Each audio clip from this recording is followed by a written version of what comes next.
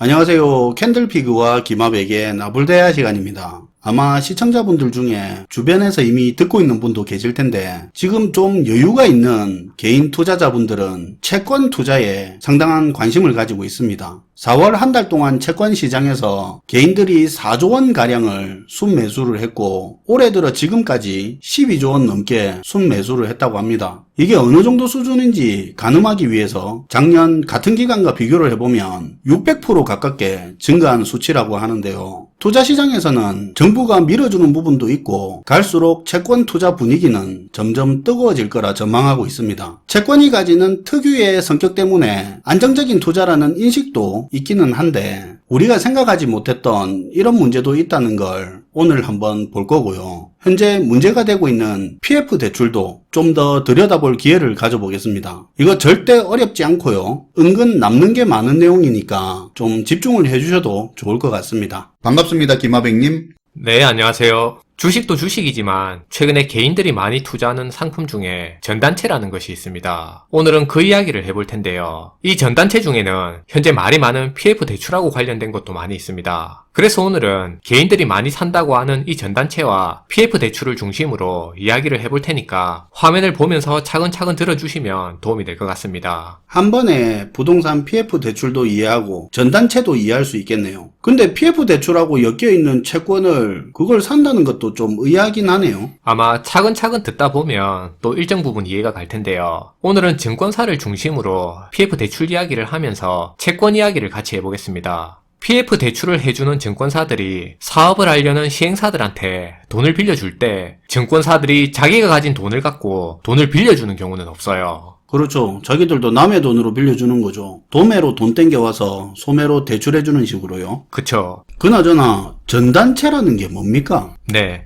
전단체는 전자단기 채권의 약자로 온라인으로 발행돼서 유통되고 거래되는 단기 채권입니다. 전단이 그 전단입니까? 특별한 건 아니네요. 그냥 단기 채권이네요. 네, 단어가 낯설 뿐이에요. 영어로는 ABSTB라고 자산 유동화 쇼텀 본드라고 해서 보통은 만기 3개월짜리 단기 채권으로 발행하게 돼요. 또 그렇다고 ABSTB니 그렇게 해버리면 듣다가 다 나갑니다. 네, 더 알아보실 분 참고하시라고 그냥 말해본 거예요. 그냥 잊으셔도 됩니다. 네, 어쨌든 전단체, 이 전자단기 채권을 발행해서 그 돈으로 대출을 해준다 이거죠. 네, 이 과정을 조금 더 자세히 보면 화면의 자료를 같이 보시면 이야기가 좀 더 쉬울 것 같은데요. 먼저 돈을 빌려줄 증권사에서 특수목적법인이라는 SPC를 설립하게 됩니다. 그리고 이 특수목적법인에서 앞에서 말한 전단체를 발행해서 채권 시장에 유통시켜 팔게 되는 거죠. 근데 왜 굳이 증권사가 전단체를 발행 안 하고 특수목적법인을 만들어서 채권을 발행하는 거죠? 네, 그게 바로 궁금할 수 있는데요. 특수목적법인은 어떤 특정한 목적을 위해서 만들어지는데요. 그리고 목적이 다하면 해산하는 겁니다. 일종의 일회용기 생각하면 편한데요. 우리가 캠핑 같은 거 갔을 때 일회용기 쓰면 좋은 점이 뭡니까? 설거지 안 하고 딱 버리면 끝이니까 챙길 짐도 적고 편해서 쓰는 거죠. 그쵸. 집에 있는 그릇을 캠핑에 쓸 거라 생각하면 설거지뿐만 아니라 설거지 도구에 그릇 보관할 가방 다 챙겨야 되니까 잃어버리면 또 사야 되고 신경 쓸 게 한두 가지가 아니잖아요. 편하게 할 수가 없는 겁니다. 증권사가 채권을 발행한다고 하면 그 회사 재무 상황부터 지금 그 회사의 각종 이슈까지 다 신경 써야 하는데 부동산 사업장 하나 돈 빌려줄 때마다 회사 차원에서 채권 발행하고 하는 게 너무 번거로울 거 아닙니까? 그건 그렇네요. 네. 그래서 딱 해당 부동산 개발 사업 거기에 한정한 특수 목적 법인을 설립해서 채권을 발행하는 거예요. 그리고 사업이 끝나면 해산하고. 네. 이 특수목적법인은 모회사인 증권사에서 자유로울 수 있고요. 사업이 종료되면 해산하는 겁니다. 마치 일회용품 쓰는 거랑 비슷한 거죠. 그거랑 비슷하게 생각해도 되겠네요.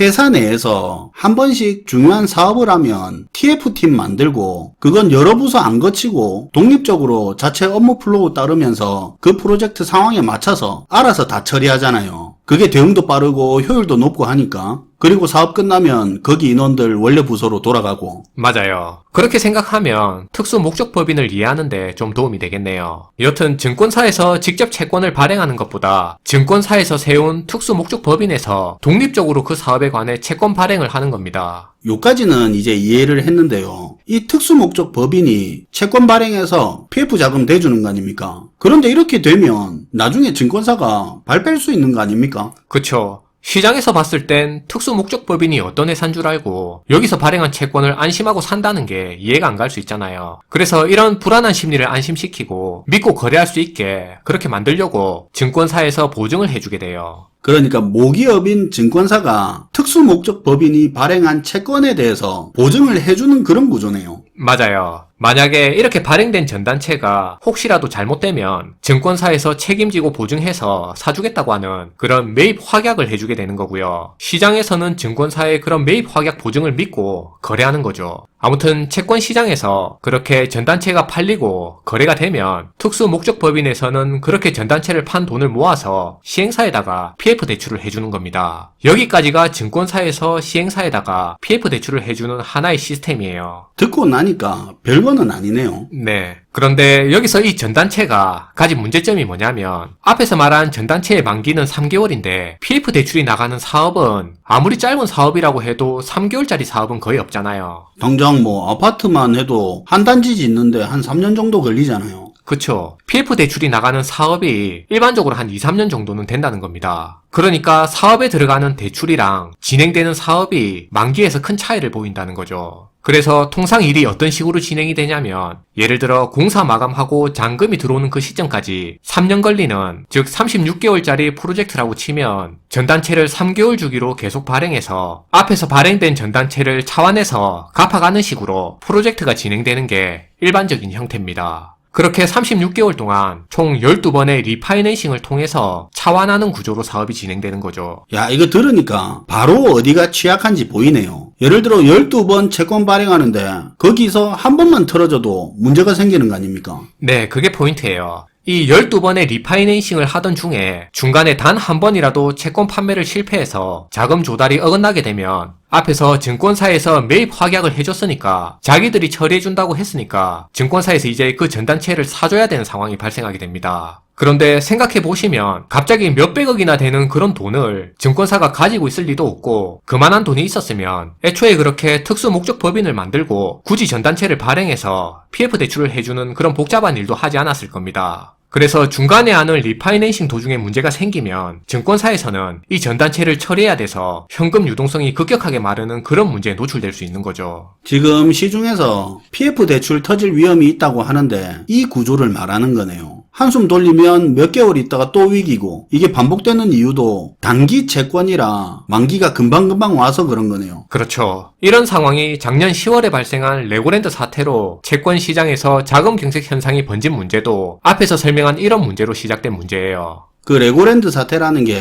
특수목적 법인이 발행한 채권 이거 보증을 지자체가 해주기로 했었는데 안 해줘서 문제가 된 거죠. 네, 발행된 전단체 자체가 거래가 안 되는 겁니다. 아까 말한 것처럼 특수목적 법인이 발행한 채권을 모기업의 보증을 믿고 사주는 건데 이게 이행이 안 되니까 난리가 났던 거잖아요. 맞아요. 모기업이 발을 빼면서 신뢰가 무너진 거죠. 새로 발행된 채권을 사는 사람이 있고 거래가 돼야 그 전에 발행된 채권을 갚으면서 사업이 계속 진행될 수 있는 건데 시장에서 사업에 대한 신뢰가 무너지게 되니까 채권을 사는 사람이 없는 거죠. 작년부터 부동산 시장의 침체도 깊어지고 증권사 같은 모기업들이 감당할 수 없을 만큼 문제가 점점 심각해지니까 정부에서 몇십 조씩 자금 투입하고 수습해준다고 시중은행들까지 끌어모아서 대주단까지 만들어 긴급 지원에 나서게 된 겁니다. 그래서 지금은 작년 연말부터 올 초까지 고비를 어느 정도 넘기고 한숨 돌리고 있는 상황인데요. 오늘 이 이야기를 꺼내는 이유는 이겁니다. 작년부터 이어진 대대적인 정부 지원으로 위기가 사라진 것까지는 아니지만 일단 급한 불을 끄면서 어느 정도 채권 시장의 숨통이 트였는데요. 거래가 좀 된다 이거죠. 그쵸. 이러니까 이런 와중을 틈타 또 많은 증권사들이 전단체와 같은 채권을 급격하게 늘려서 발행하는 모습을 다시 보이고 있어요. 그런데 그걸 지금 또 개인들이 다 받아주면서 사주고 있다는 게 더 큰 문제고요. 근데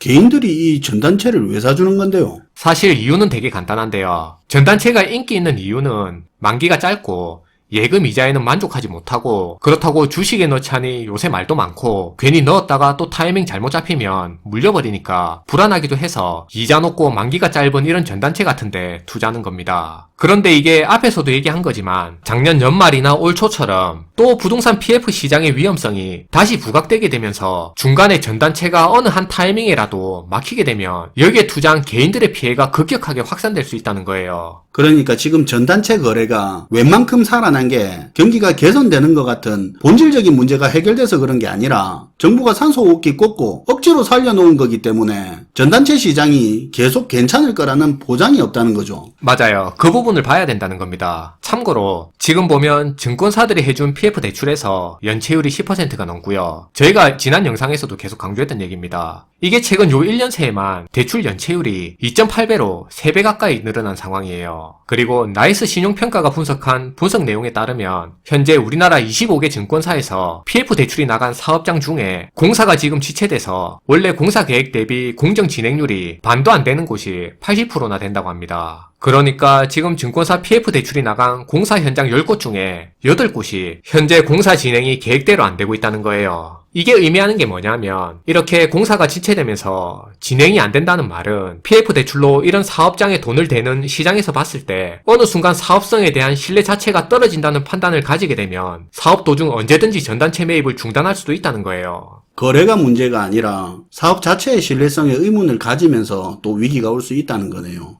채권 다시 발행해서 앞에 거 갚는데 문제가 생길 거고요. 네, 그런 문제도 있기 때문에 채권 투자가 매력이 있다고 해도 꼼꼼히 볼 필요가 있고요.